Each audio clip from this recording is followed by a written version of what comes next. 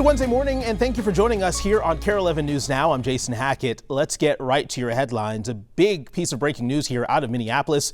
This morning, Police Chief Brian O'Hara is out of a job. Mayor Jacob Frey says he accepted O'Hara's resignation after allegations he interfered with an investigation. Audrey Russo joins us outside of MPD headquarters with what the mayor is calling a breach of trust. This all started with an allegation that now former Chief Brian O'Hara had a sexual relationship with at least one city employee. Now, the independent law firm investigating this couldn't find enough evidence to substantiate that claim, but this is what they did find. This firm found that Chief O'Hara deleted a city employee's contact from his city-issued phone during the course of the probe, and he talked about the investigation with another city employee after he was specifically instructed not to. Now, this original investigation all began around this time last year, but Minneapolis Mayor Jacob Frey says these new discoveries just came to light yesterday morning. By 4 p.m., he says he planned to discipline O'Hara. O'Hara instead resigned. And what's important to note here is the trust that Mayor Frey had in O'Hara up to this point. Not even 3 weeks ago, Mayor Frey nominated him to another 4-year stint as chief. If I had known earlier, I would not have renominated him. If I found out later after this confirmation, I would have reached the same conclusion. Assistant Police Chief Katie Blackwell is now going to serve as acting chief until a permanent replacement can be found. Remember, Chief O'Hara was brought on in 2022 after a nationwide search. He was the first outsider to lead the department in 16 years. Whether they do another nationwide search or promote from within obviously remains to be seen. Back to you. Audrey, thank you. We are expecting more reaction to come out today, but Councilmember Michael Rainville says he brought concerns about these allegations to the mayor within the last month and says Mayor Frey told him they were looking into it. He says he's shocked to hear about O'Hara's resignation, saying he did a good job at bringing up recruitment numbers and leading the department during challenging times like the recent immigration enforcement. That department is performing admirably. I don't think the actions of one leader, the chief, should be reflective on the whole department, nor is it. The men and women that serve us every day are the finest police force in the United States of America. More of your headlines here. Today, a fraud suspect who allegedly jumped from a 4th-story building trying to escape arrest will be in federal court. He was one of 15 indicted last week by the DOJ. Megan McPherson joins us now with more details.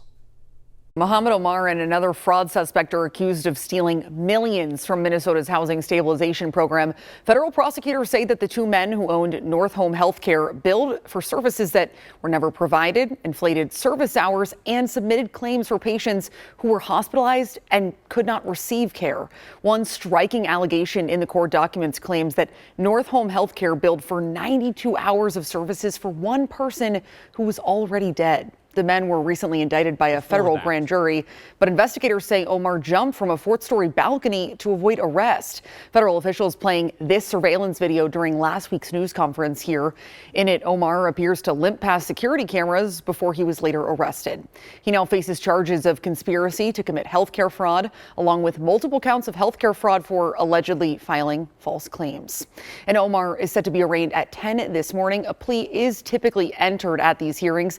In total, 15 people are charged in this indictment, accused of collectively defrauding $90 million. Back to you.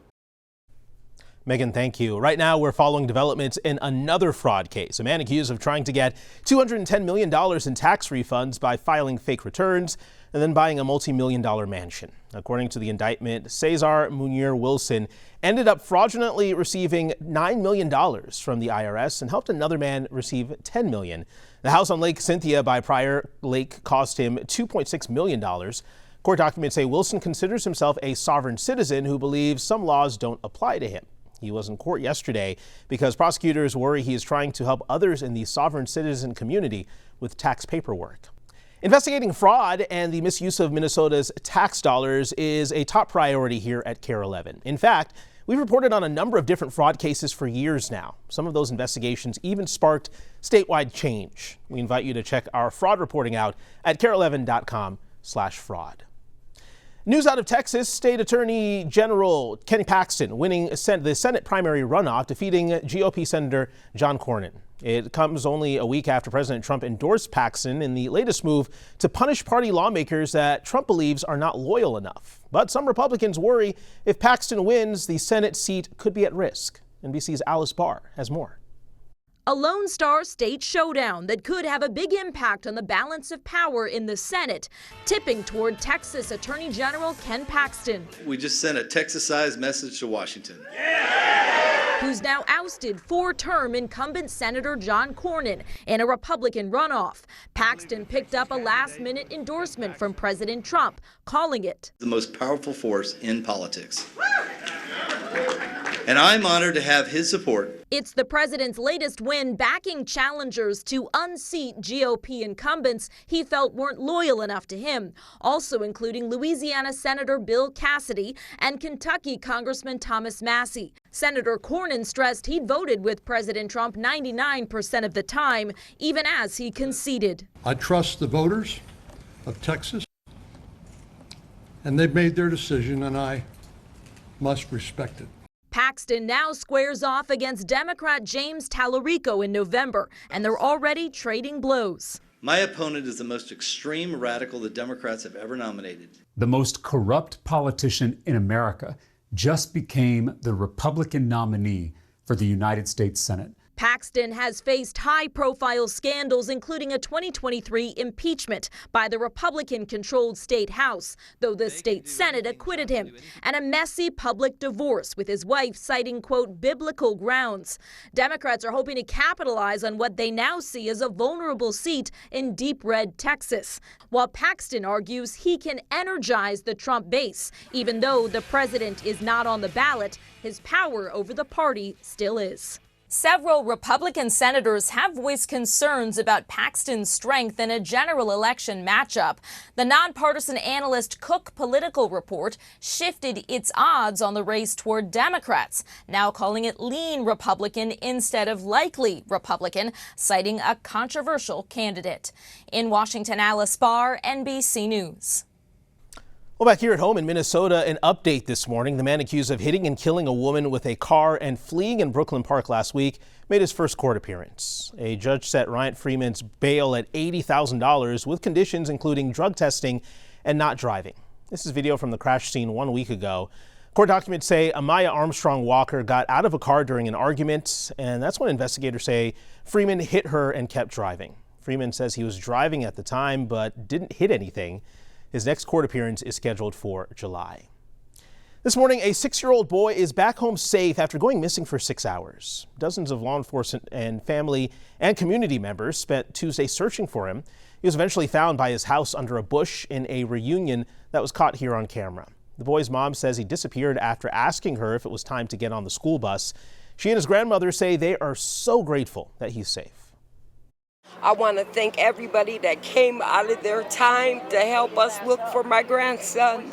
It is a blessing, and thank God that we have him in our arms at this moment.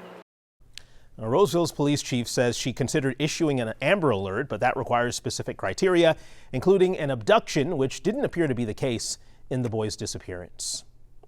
We're days away from high school graduation ceremonies starting at U.S. Bank Stadium, a first for many districts after the University of Minnesota announced late last year that it would not be hosting ceremonies anymore. Last year, Mariucci hosted more than 20 high school commencements, and in October they said they were a, quote, significant strain on the university's limited resources that is no longer sustainable. Last year, 2 people were shot outside of Mariucci after one of those high school ceremonies.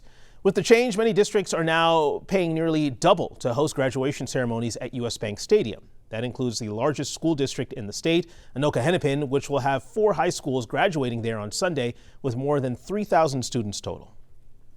Having talked with other districts that have previously been at U.S. Bank, they've been really pleased with that experience. They've continued to come back as well, especially those districts that have larger graduating classes. When you have that big of a class, it's nice to have a space that's that it's reliable, it's big, people can count on it. So not all school districts that had to pivot last minute are having their ceremonies at U.S. Bank Stadium. Among them, Eastern Carver County School District. They're hosting their graduation back on school property for the first time in decades. Stick with us. More news and weather right after the break.